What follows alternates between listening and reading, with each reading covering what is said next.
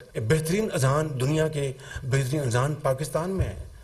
Brilliant minds. آپ کے پاس قدرتی وسائل اللہ تعالیٰ نے کھربوں ڈالر کے اللہ تعالیٰ نے ہمیں ایک نعمت کے طور پر عطا کی ہے.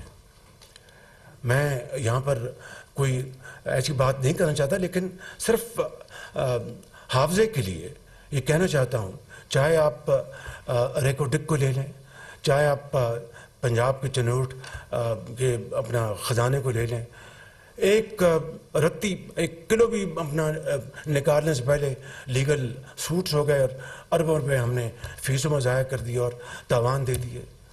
تو اس طرح ملک چلتے ہیں.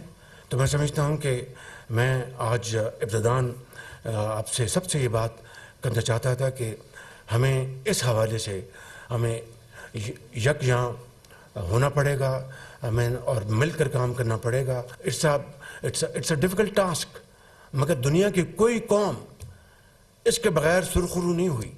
آپ جاپان کو لے لیں، آپ جرمنی کو لے لیں، جنگ دوئم میں دے ور ریزڈ ٹو گراؤنڈ.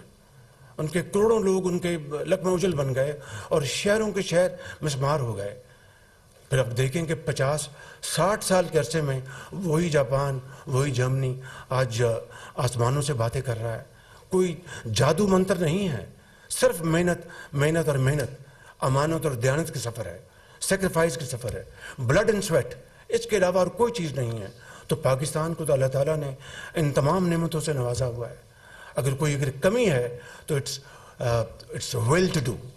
تو میں آج آپ کی سماع خراشی کی ہے تو میں صرف یہ عرض کرنا چاہتا تھا کہ ہمیں آج یہاں بیٹھے ہیں پورے ملک کی نمائندہ جو یہاں پر پرسنالٹیز بیٹھی ہیں، فیڈرل منسٹرز ہیں، چیف منسٹرز ہیں، اپنا KPK کے، سندھ کے، بلوچستان کے، پنجاب کے، آزاد کشمیر کے، گلگت بلتستان کے چیف آرمی سٹاف بیٹھے ہیں، ان کی آفیسرز بیٹھے ہیں. تو یہ مل کے ہم کر سکتے ہیں، اور اگر مل کے کریں گے تو دنیا کی کوئی میلی آنکھ ہماری طرف نہیں دیکھ سکتی. اگر دیکھے گی تو پاؤں سے روندی جائے گی. اگر علیحدہ علیحدہ ہوں گے تو پھر ہر ایک اس سے فائدہ اٹھائے گا. ٹاسک فورس ہے، میں مثال دے رہا ہوں اس کی پاور کی.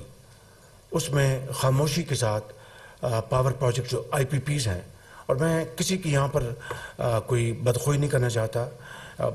That is not the aim. The aim is to highlight what has been achieved under these very challenging circumstances.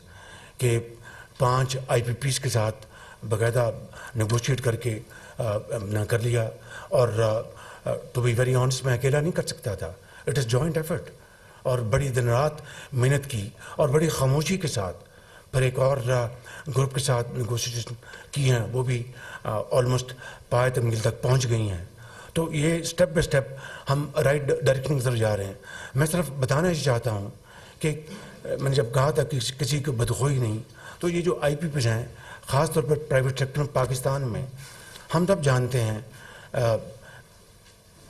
میں ایک محتاط انداز میں بات کر رہا ہوں کہ جب اس طرح کے پروجیکٹ لگتے ہیں تو ظاہر ہے کہ جو انویسٹر ہوتا ہے وہ 10 گنا پروفٹس کمائے جا چکے ہیں. تو اگر ہم نے واقعی قوم کی ہمدردی کرنی ہے اور قربانی دینی ہے تو وہ تو اشرافیہ نے دینی ہے. وہ تو ان لوگوں نے دینی ہے جو کہ صاحب ثروت ہیں اور جن کو اللہ تعالیٰ نے بے پناہ نعمتوں سے نوازا ہے، نہ کہ غریب آدمی، مسکین، یتیم. تو میں سمجھتا ہوں کہ جب پہاڑ سے گلیشیئر آتا ہے تو ٹاپ پر جو کچھ ہو وہ نیچے آتا ہے. ٹاپ صاف ہوگا، نیچے صاف پانی. ٹاپ گدلا ہے تو نیچے گدلا پانی. تو اشرافیہ نے آج سیکریفائس کرنا ہے. اشرافیہ نے آج یہ قربانی دینی ہے، اظہار کا جذبہ دکھانا ہے. کیونکہ غریب آدمی تو 77 سال سے قربانی دیتا چلا آیا ہے. تو یہ وہ ماڈل ہے جس کی طرف ہم آگے بڑھ رہے ہیں. اسی طریقے سے کئی جہتوں کے اوپر کام ہو رہا ہے، لیکن میں سمجھتا ہوں کہ اس کے لیے ہم سب کو مل کر چلنا ہوگا. یہ تمام جو ایک ٹرکل اسٹیپ بائی اسٹیپ جو ہو رہی ہے آپ کی امپرومنٹ، یہ جڑی ہوئی ہے آپ کی امن کے ساتھ اور دہشت گردی کے خاتمے کے ساتھ. میں ممکن ہے مجھ سے کئی غلطیاں ہوئی ہوں، میں خطا کار انسان ہوں، لیکن بغیر کسی کا نام لیے یا کسی کو نشانہ بنائے بغیر میں یہ کہہ سکتا ہوں بلا خوف تردید کہ میاں محمد نواز شریف کے دور میں جب 2014 میں یہ دہشت گردی کے خاتمے کا جو پروگرام بنا تو پورے پاکستان کی جو سیاسی اور جو پاکستان کی جو مذہبی قیادت یہ اسی کمرے میں موجود تھی. پورے پاکستان کی کوئی بندہ بچت باہر نہیں تھا. سو یو انڈرسٹینڈ کہ میں کیا کہہ رہا ہوں. سب موجود اس میں. عسکری قیادت تھی اور وہاں پر فیصلہ ہوا, دعائے خیر ہوئی, اور 2018 میں یہ دہشت گردی ملک کے ماتھے سے اس کا نشان مٹ گیا پاکستان سے, اور دنیا ورتائے حیرت میں تھی کہ یہ کس طرح ہو گیا کہ پاکستان میں دہشت گردی کا خاتمہ ہو گیا. 80,000 لوگوں کی قربانیاں, عام آدمی کی, کے پی کے جوانوں ماؤں بہنوں کی, سیاسی خاندانوں کی, سندھ میں, بلوچستان میں, پنجاب میں, پولیس افواج پاکستان کے افسروں, جوانوں, ان کے بیٹیوں نے قربانیاں دی, تب جا کر یہ اپنا اس ناسور کو ختم کیا گیا. اور اس کے نتیجے میں 130 ارب ڈالر کی پاکستان کو کی معیشت کو نقصان پہنچا. میں پوچھتا ہوں, اور پوچھنا آپ سب کا میرا حق ہے, کہ یہ دوبارہ کیا ہوا کہ اس کے بعد دوبارہ یہ افریت اس نے سر اٹھایا, کیوں اٹھایا, کیسے اٹھایا. اور آج آپ دیکھتے ہیں کہ کے پی میں, بلوچستان میں آج ہر روز کوئی دن نہیں گزرتا جہاں پر دہشت گردی کا واقعہ نہیں ہوتا. تو اگر ہم نے اس ناسور کو اب ختم نہ کیا تو جو میں نے شروع میں معروضات آپ کے سامنے رکھی ہیں وہ 0/0 اس کا اثر ہے بالکل. تو میں سمجھتا ہوں کہ اگر ہم نے ملک کی ترقی کو آگے لے کے جانا ہے, قومی یکجہتی کو, سیاسی اتحاد کو, تو یہ جڑی ہوئی ہے اپنا دہشت گردی کے خاتمے کے ساتھ, مشروط ہے. اس کے بغیر کچھ نہیں آگے ہوگا. تو میں سمجھتا ہوں کہ یہ آج پاکستان کا سب سے بڑا چیلنج ہے.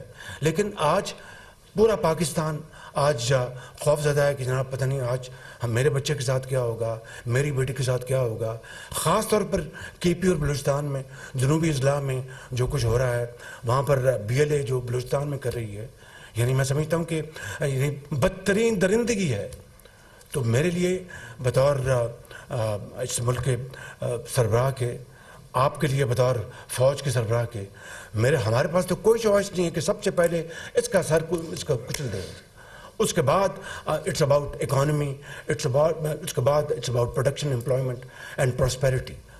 نمبر 1 از دہشت گردی کا خاتمہ, نمبر 2 دہشت گردی کا خاتمہ, نمبر 3 دہشت گردی کا خاتمہ. آپ دیکھیں کہ وہ دنیا جو حیران تھی کہ پاکستان میں دہشت گردی ختم ہو چکی ہے, آج وہ ہم پہ اپنا تانا زن ہے, ہمارا مذاق بنا رہی ہے. تو میں سمجھتا ہوں کہ یہ وہ معاملات ہیں جس کے لیے آج ہم اکٹھے ہوئے ہیں. اور آخری بات بڑے ادب سے میں عرض کرتا ہوں کہ پچھلے کئی ماہ سے ہمارے SCO کانفرنس ہوئی, بڑی کامیاب کانفرنس ہوئی. اس کے لیے میں آپ سب کا شکریہ ادا کر چکا ہوں, اپنا مبارکباد بھی دے چکا. لیکن ہر موقع کے اوپر یہاں پر کوئی نہ کوئی دھرنا ہوتا تھا. میں سمجھتا ہوں کہ یہ کس حد تک ہم اپنے ذرا آرام سے بیٹھیں کہ کیا یہ پاکستان کے مفاد میں ہے. اگر دھرنا یا جلوس اگر دینا ہے, کرنا ہے, تو وہ اس کے بعد ہو سکتا ہے. میں سمجھتا ہوں کہ میں اس معاملے میں اس سے زیادہ آگے نہیں جاننا چاہتا. صرف یہ ادب سے درخواست کرنا چاہتا ہوں کہ ہمیں بیٹھ کر ٹھنڈے دل کے ساتھ ان معاملات کو سوچنا ہے. اگر واقعی پاکستان کی ترقی اور خوشحالی آپ سب کو عزیز ہے, جو کہ ہے آپ کو, پھر فیصلہ کرنا ہے کہ ہم دھرنے دے لیں, لانگ مارچز کر لیں, یا پھر ترقی اور خوشحالی کے مینار کھڑے کریں. It's all up to us. Choice is ours, time and tide, wait for none. آپ کا بہت شکریہ.